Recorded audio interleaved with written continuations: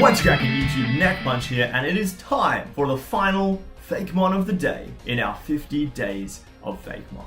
Today, I'm bringing you one of the most terrifying creatures in all of the Coteinn region, and that is the Death Coil Pokemon, Fakémon. Now, I'm claustrophobic.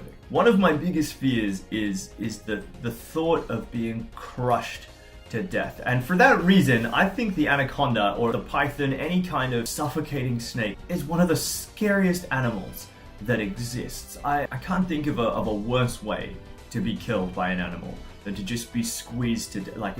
I don't even want to talk about it. But for the exact same reason, I had to make a Pokemon based on this animal. We've got a few snake Pokemon. They tend to be based on poisonous snakes, except for, I suppose, the Snivy line. But we didn't have like a constrictor snake that I think really captured how scary the concept is. And so I went ahead and designed this Pokemon. I had the idea of, what about if we did an anaconda Pokemon that actually also was kind of based on a noose? So I actually initially wanted the whole thing to look like a noose, but that didn't really work. So then I had the idea of making its tongue noose shaped so that it can either wrap around and crush its prey, or it can kind of lasso them with its tongue and choke them to death and draw them into its mouth that way. To add to the scariness of this Pokemon, I've given it an ability called Lurk. I want to introduce a terrain type in the game called Flooded Terrain. Essentially just the battlefield is flooded with water, something to kind of simulate what it would be like actually having a Pokemon battle in water. Whereas now it just seems that Pokemon sort of levitate above, or platforms appear magically and they can stand on it and do attacks from there. But what about if the arena actually was flooded? And I think with all the different terrains that we now have in game, flooded terrain is kind of, it's a no-brainer. Fakémon's ability, Lurk, triggers in flooded terrain. It means that in flooded terrain, only water types can use moves that make contact. It essentially means that your Pokemon, if not a water type, will be too scared to go into the water where Fakémon is lurking, and therefore will only be able to attack it with a move that doesn't make contact. It's a potentially broken ability, but I'm okay with that. I think this Pokemon needs to be really quite difficult to deal with just because of where I want to fit it into the game. I also had a little bit of fun with its moveset. First of all, there's the move Bind. I spent ages reading the descriptions of the move Bind, Constrict, and Wrap. There isn't a lot of difference between those three moves, and I can't remember which two, but two of them are identical. So here's my proposal. First of all, we make Bind a Dark type move.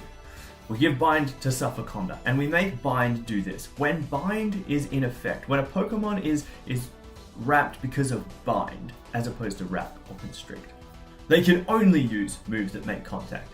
So it's like your Pokemon is wrapped up by the other Pokemon, and therefore it can't aim, it can't spit fire out of its mouth or water or whatever. Like, it can't aim its move. All it can do is literally beat on whatever is right in front of it. I think Bind would have to supersede Lurk. Like, it couldn't stack with it, otherwise your Pokemon wouldn't be able to use any moves whatsoever. If you're in flooded terrain, Fakémon's got Lurk, contact moves will again work if your Pokemon is wrapped by Bind.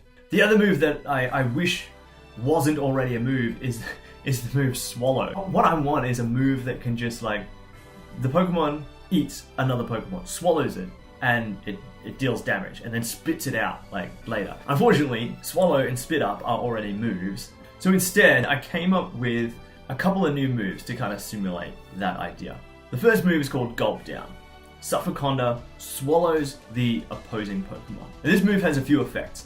First of all, the opponent is now trapped, can't switch out, obviously because it's been swallowed.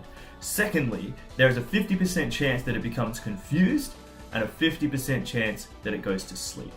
The flip side, however, is that the opposing Pokemon's attack and special attack double because they're now inside Fakémon. So any moves that they actually manage to pull off are understandably going to do more damage.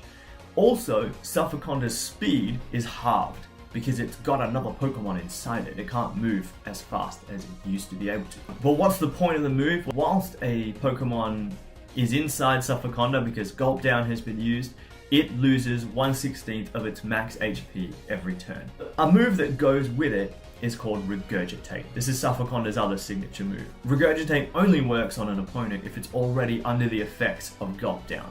So it regurgitates its heart, spits it out, and spits it down onto the ground. This is a base 60 blood type move. The effects of Gulp Down end, the opponent's stats are returned back to normal, and it becomes confused because it's just had possibly the most horrific experience of its life. It's just been spat out and thrown down on the ground. Understandably, it's a little bit disoriented. Suffoconda is definitely the apex predator of the Coteinn region.